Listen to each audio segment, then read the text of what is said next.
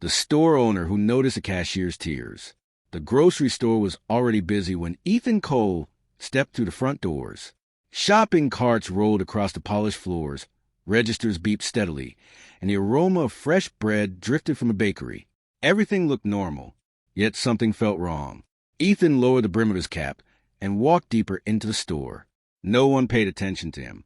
To everyone else, he was just another customer wearing a worn hoodie. Then he noticed her. At checkout lane 3 stood a young cashier named Sarah. Her hands moved quickly and efficiently, scanning items, packing bags, and greeting customers. But behind her professional smile was something heavier, something she was struggling to hide. Most people would have missed it. Ethan didn't. He had driven 3 hours to visit this location without telling anyone. As the founder and owner of a successful retail company, he could have arrived with managers waiting at the door and employees suddenly acting their best. Instead, he wanted to see an ordinary day. For weeks, a troubling report had stayed in his mind. Employee turnover had increased across several branches. Workers were leaving quietly, one after another, without clear explanations. Everyone blamed market conditions. Ethan wasn't convinced. Years earlier, after losing his wife, he had learned that the biggest struggles are often the ones people hide best. He remembered watching his young son Liam silently leave drawings of his mother on the kitchen table. He remembered pretending to be strong while grief lived quietly inside his home. Because of those experiences, Ethan had learned to recognize pain hidden behind a smile. And Sarah was carrying pain. He spent the morning observing the store. The shelves were stocked. The floors were clean. The inventory looked organized. But the employees moved carefully, speaking little and avoiding attention. It wasn't the calm atmosphere of a healthy workplace. It felt like a place where people were afraid to make mistakes. As Ethan wandered through the aisles, he overheard conversations. He learned that Sarah never called in sick. She often covered extra shifts. She helped co-workers whenever she could. She had even given away her lunch the previous day to a new employee who had forgotten theirs. Everyone respected her, yet everyone seemed worried about her. Later, Ethan discovered that Sarah had received a phone call earlier that morning.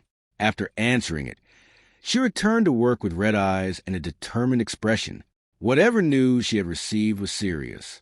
Soon afterward, a difficult customer entered her checkout lane. The man complained about a price discrepancy and spoke to Sarah with unnecessary disrespect. Despite his behavior, Sarah remained polite. She apologized. She stayed professional. She treated him kindly even when he clearly didn't deserve it.